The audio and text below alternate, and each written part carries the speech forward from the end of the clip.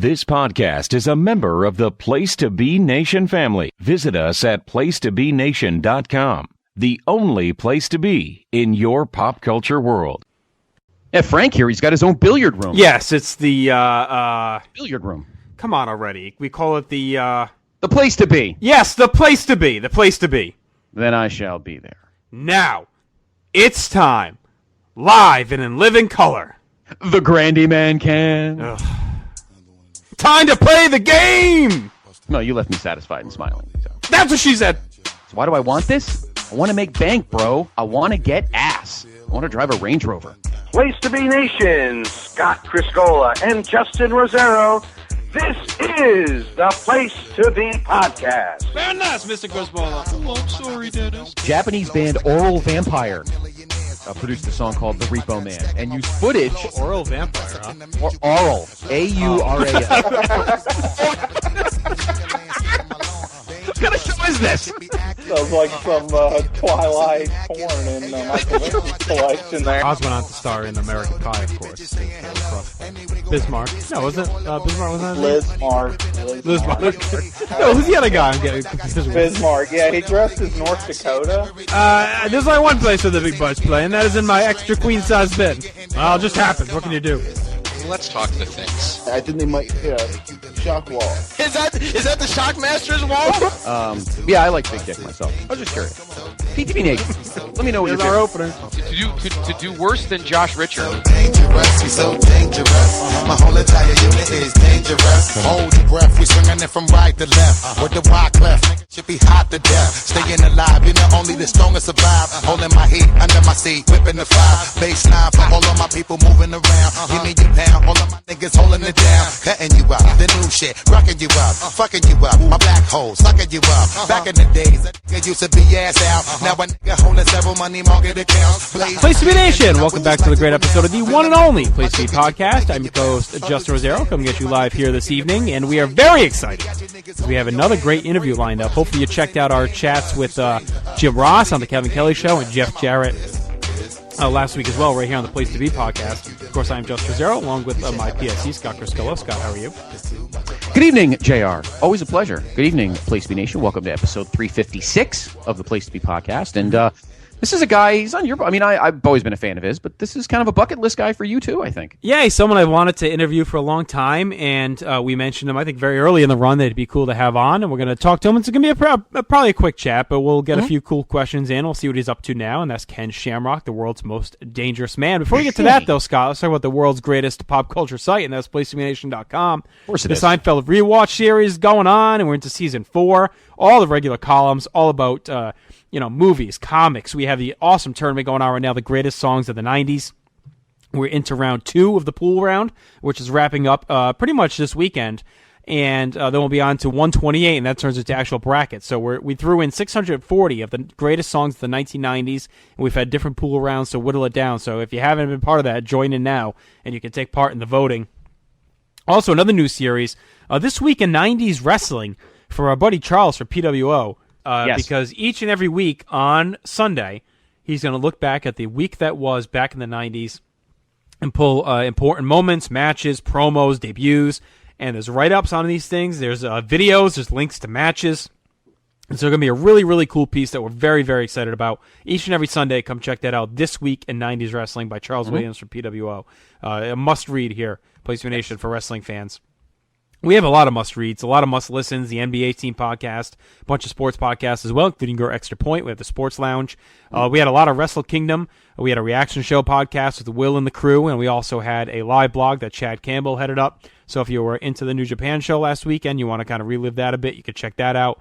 Joel Barnhart did his look at the Baseball Hall of Fame. Of course, we found out the inductees, but he also did a piece on who he thought should be inducted beforehand, which is a good listen. We have lots of cool announcements coming in January as well, Scott. Some new additions to the podcast family, some big additions. It's going to be a lot of fun. And some new writers on the way, some new ideas on the way. One really cool concept we're working on regarding the greatest wrestlers of the last kind of 20 years. So a lot of cool things at placetobenation.com. Get in on the fun now. Follow us on Twitter, place2benation, facebook.com/placetobenation as well. And let us know if you have any questions or if you're interested in writing for the site.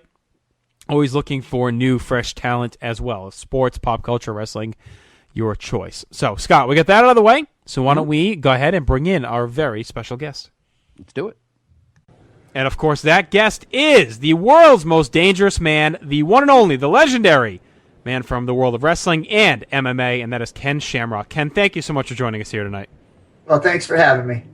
I'm really looking forward to this chat for a long time. When we first started the show about 4 years ago, you were one of the names on our list that we'd love to talk to someday. So very excited to have you here. And, of course, like I mentioned, you were legendary in the world of MMA and inside the ring as well with the WWF and TNA and then the NWA and different indies as well. So, Scott, why don't you start things off, and then we'll dive into Ken's career. Okay. Ken, again, a pleasure and a privilege. Thank you for joining us tonight. Tell us about what you got going on right now since you left the Octagon. You have a wonderful, a great website, and let everyone know about it, KenShamrock.com. Tell us a little about the site and what you've been up to. Wow. Yeah, a lot of stuff happening. Good. Let me go back a little bit, too, just to explain a little bit. It's difficult as an athlete. You come out of pro wrestling, you come out of MMA. Things are exciting and fast-paced, and it's a fast life and an exciting life. And then all of a sudden, one day, it slows down. I mean, almost to a stop.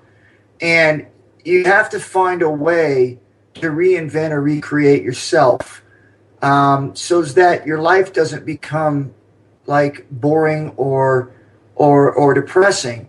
Because I think this is something that most people do not realize if they haven't been in the situation that some of these celebrities or superstars or people that are in front of the audience a lot, is that when it stops, you have to fill that void with something exciting, something creative, to fill your needs that you've been able to fill for so long by being an entertainer. And so for the past 12 to 15 years, I have been searching, recreating myself, finding something that would make me happy and fill that void that I end up leaving behind me. And I've done that through business. I've worked with some financial investments with the stock market and grok trade. That has been fun.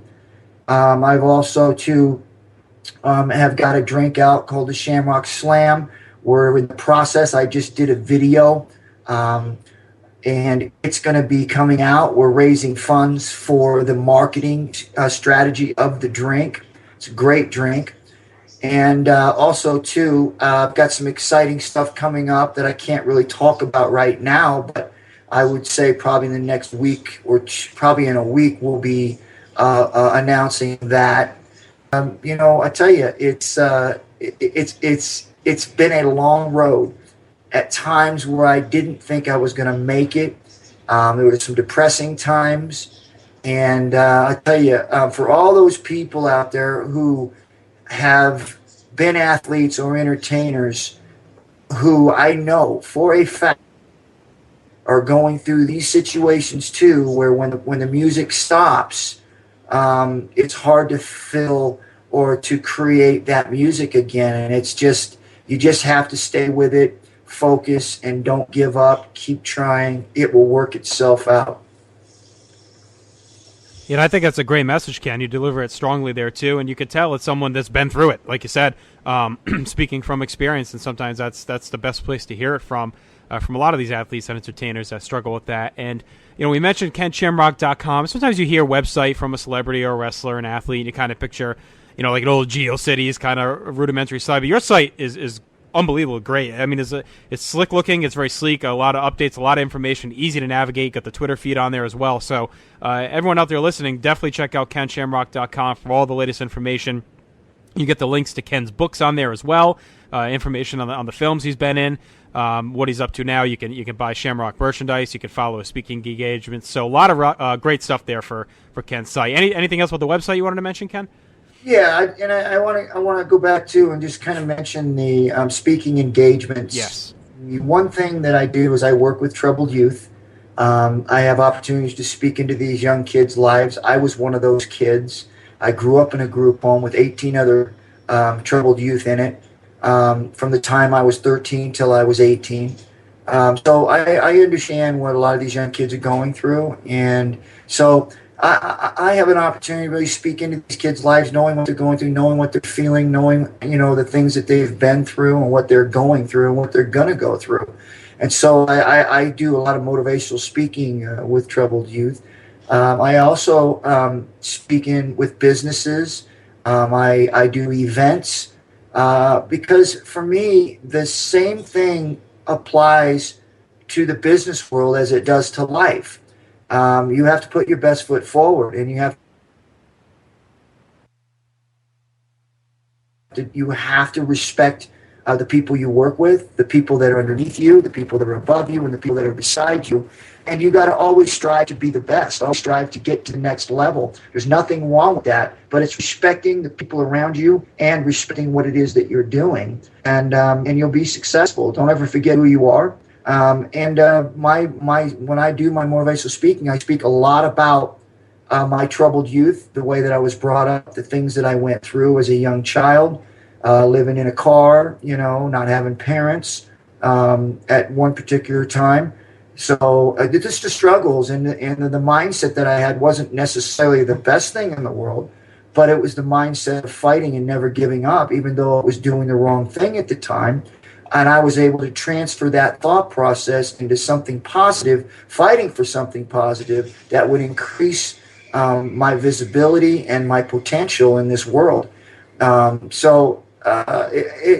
a great opportunity for me to give back, and that's why I do the motivational speaking. So anybody that's interested in that, that's really something that I have a passion about. You can go on my website, kenshamrock.com, and find out any information that you need. That was such a big part of your, your character in wrestling as well. So, and not even character, your life. I remember that was all part of your story when you first joined the WWF and you started getting things going there, and that made you relatable. It made you, a relatable character overall in the world of wrestling. Not only was this badass, this killer from the MMA world coming in, a guy with a interesting backstory, who had been through so much and overcame so much, like you said, fought through it, and I think that's what helped make you so memorable at that time. Well, I think that in not doing it on purpose, and I'm glad it worked out that way, but I think that, if you can make yourself relatable and approachable, even though you have this persona that you portray on TV, people have to know who you are as a person.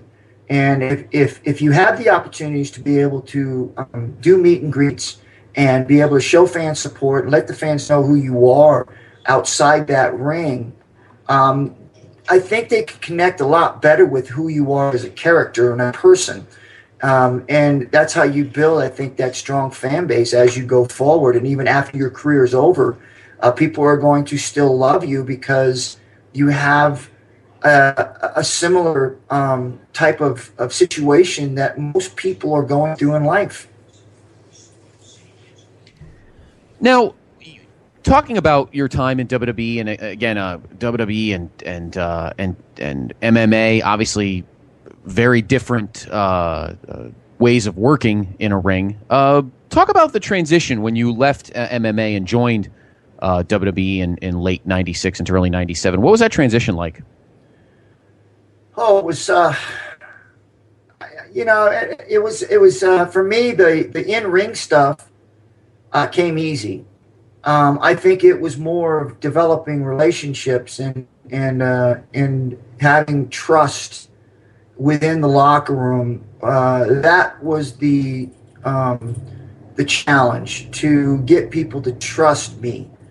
And I think probably 2 to 3 months in, I think that I gained a lot of trust with the people that I worked with.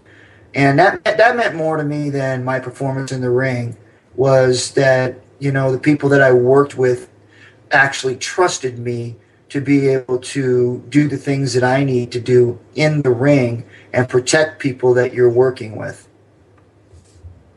And also to become such a reliable competitor as well, someone that was utilized constantly, always on TV.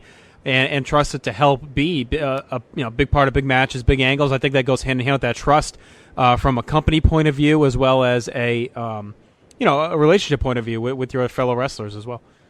Well, Vince took a gamble on me.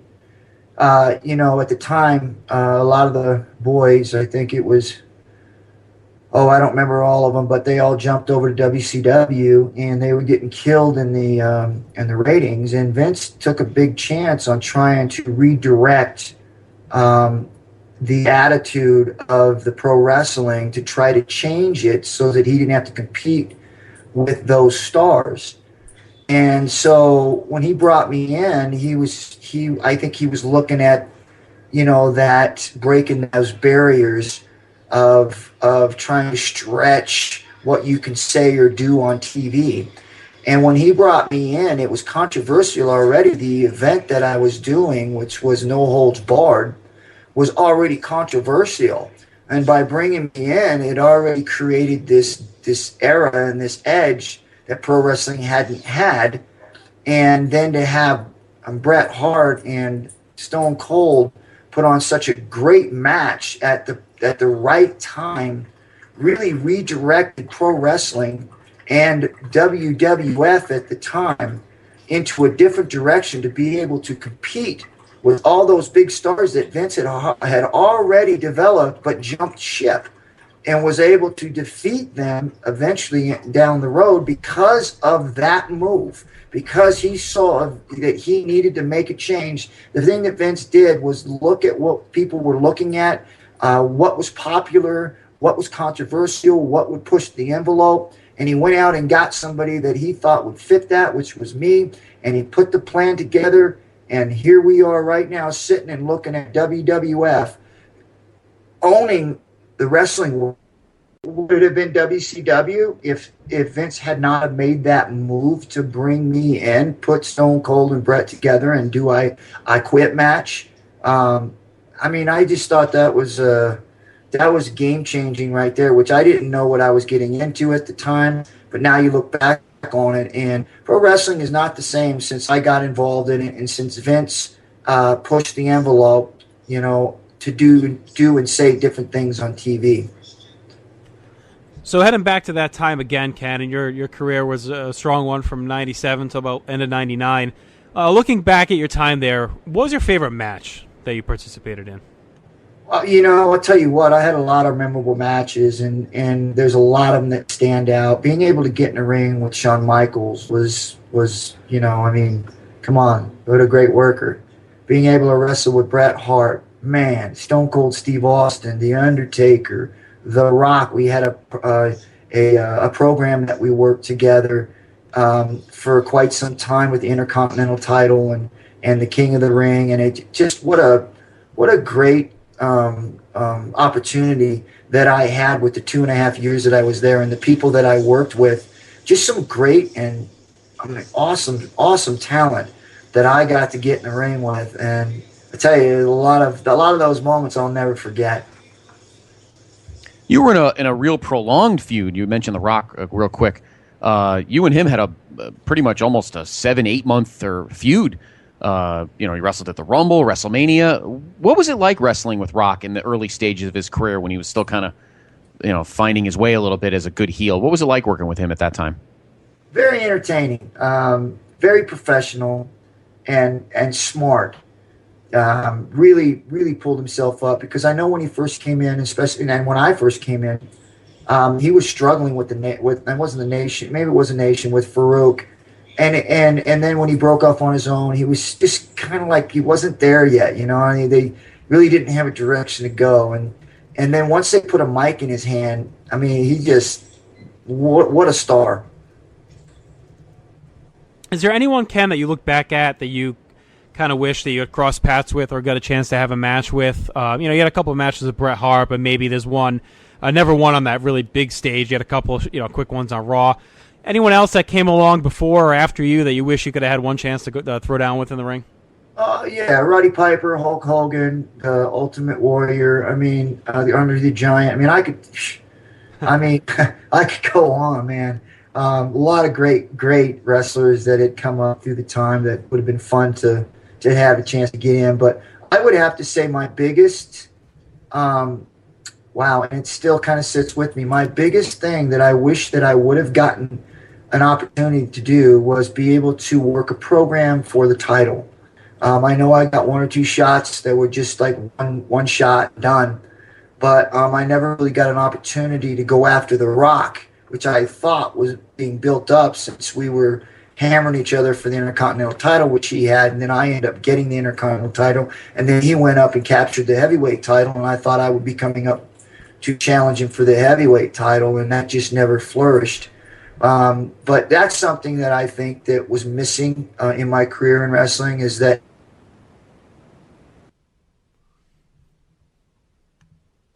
the heavyweight belt.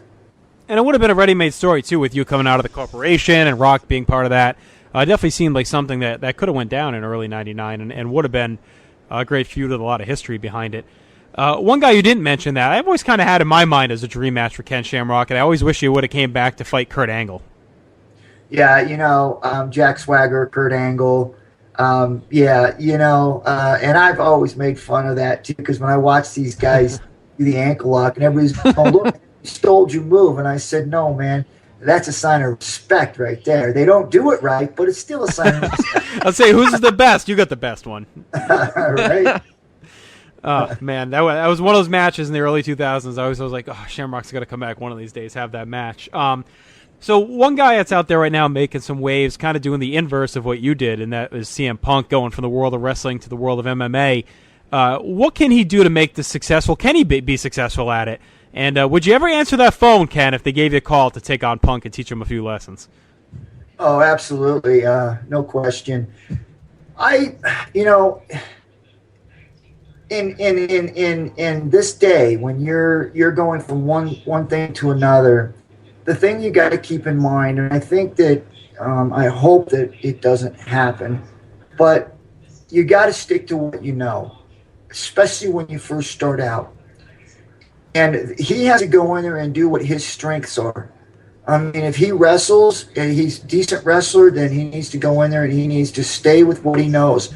Don't go in there and try and grapple with somebody that's got 20 years of experience or 10 years of experience, and you've got, a couple, you've taken classes for 2 years, but you haven't really trained to fight.